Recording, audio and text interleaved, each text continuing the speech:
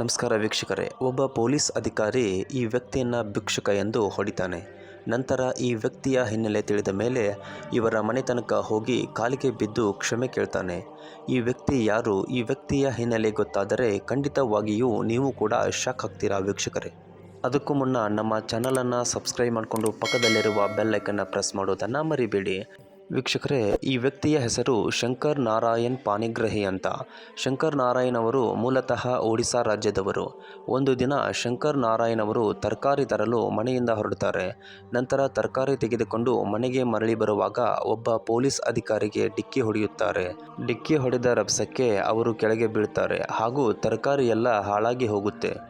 ಶಂಕರ್ ನಾರಾಯಣ್ ಅವರು ಆ ಪೊಲೀಸ್ ಅಧಿಕಾರಿಗೆ ಹೇಳುತ್ತಾರೆ, ಮುಂದೆ ನೋಡಿಕೊಂಡು ಹೋಗೋಕ್ಕೆ ಆಗಲ್ವಾ, ನಿಮ್ಮಿಂದ ನನ್ನ ತರಕಾರಿ ಎಲ್ಲ ಹಾಳಾಗಿ ಹೋಯಿತು. ನಾನು ಮರಳಿ ಮತ್ತೆ ತರಕಾರಿ ತರಲು ನನ್ನ ಬಳಿ ನಿಜವಾಗಿಯೂ ಹಣ ಇಲ್ಲ. ಹೀಗಾಗಿ ನೀವೇ ನನಗೆ ತರಕಾರಿಯನ್ನು ಕೊಡಿಸಿ ಎಂದು ಹೇಳುತ್ತಾರೆ.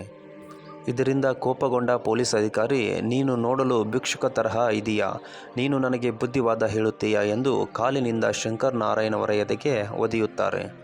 ಶಂಕರ್ ನಾರಾಯಣ್ ಅವರು ಪಟ್ಟು ಹಿಡಿಯುತ್ತಾರೆ. ನನಗೆ ತರಕಾರಿಯನ್ನು ಕೊಡಿಸಲೇಬೇಕು, ಇಲ್ಲ ನಾನು 3-4 ದಿನ ಉಪವಾಸ ಇರಬೇಕಾಗುತ್ತೆ.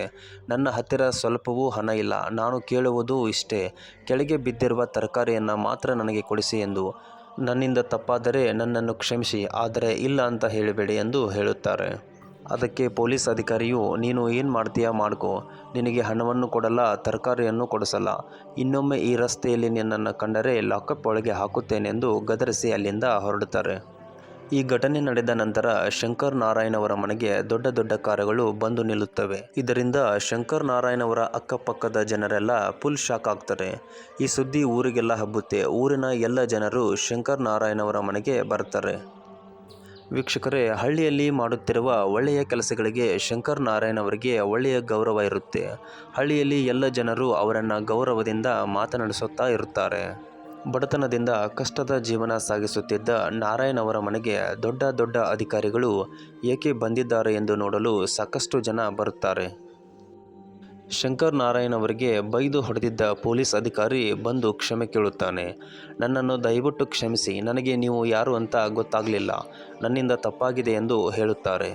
ಆಗ ಶಂಕರ್ ನಾರಾಯಣ್ ಅವರು ಹೇಳ್ತಾರೆ, ನೀವು ಕೂಡ ನನ್ನನ್ನು ಕ್ಷಮಿಸಿ, ನಾನು ಎಲ್ಲೋ ನೋಡಿಕೊಂಡು ನಿಮಗೆ ಡಿಕ್ಕಿ ಹೊಡೆದೆ, ನನ್ನದೇ ತಪ್ಪಿದ್ದರೂ ನಿಮ್ಮ ಜೊತೆ ವಾದ ಮಾಡಿದೆ ಅಂತ ಹೇಳ್ತಾರೆ.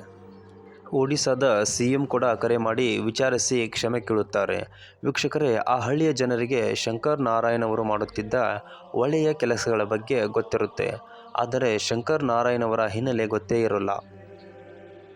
ಶಂಕರ್ ನಾರಾಯಣ್ ಅವರು ಬದುಕುತ್ತಿರುವುದು ಒಂದು ಬಾಡಿಗೆ ಮನೆಯಲ್ಲಿ. ಶ್ರೀಮಂತರಿಗೆ ಇರಬೇಕಾದ ಯಾವುದೇ ಸಂಪನ್ಮೂಲಗಳು ಇವರ ಹತ್ತಿರ ಇರಲ್ಲ. ಇವರ ಬಳಿ ಒಂದು ಸಣ್ಣ ಕೀಪ್ಯಾಡ್ ಫೋನ್ ಕೂಡ ಇರಲ್ಲ ವೀಕ್ಷಕರೇ. ಓಡಾಡೋಕ್ಕೆ ಒಂದು ಗಾಡಿ ಕೂಡ ಇರಲ್ಲ. ಶಂಕರ್ ನಾರಾಯಣ್ ಅವರು ಅಂದುಕೊಂಡ ಹಾಗೆ ಹಳ್ಳಿಯಲ್ಲಿ ಬಂದು ಜೀವನ ಸಾಗಿಸುತ್ತಿದ್ದಾರೆ.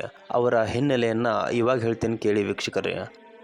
ಇವರೊಬ್ಬ IAS ರಿಟೈರ್ಡ್ ಆಫೀಸರ್. ಖಂಡಿತವಾಗಿಯೂ ಶಾಕ್ ಆಗಿರುತ್ತೆ ಅಲ್ವಾ. ಒಬ್ಬ IAS ರಿಟೈರ್ಡ್ ಆಫೀಸರ್ ಇಷ್ಟೊಂದು ಸರಳ ಜೀವನ ನಡೆಸುತ್ತಿದ್ದಾರೆ ಎಂದರೆ ಅದೇ ಒಂದು ಅಪರೂಪ.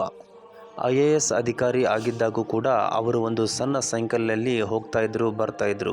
ಒಂದು ಸಾರಿ ಆದರೂ ಬೈಕ್ ಆಗಲಿ ಕಾರ್ ಆಗಲಿ ಹತ್ತಿದವರಲ್ಲ ಈ ಸರಳತೆಯ ಮನುಷ್ಯ. ಬಂದಿರುವ ಸಂಬಳದ ಅರ್ಧದಲ್ಲಿ ಬಡ ಮಕ್ಕಳ ವಿದ್ಯಾಭ್ಯಾಸಕ್ಕಾಗಿ ಕೊಡ್ತಾಯಿದ್ರು.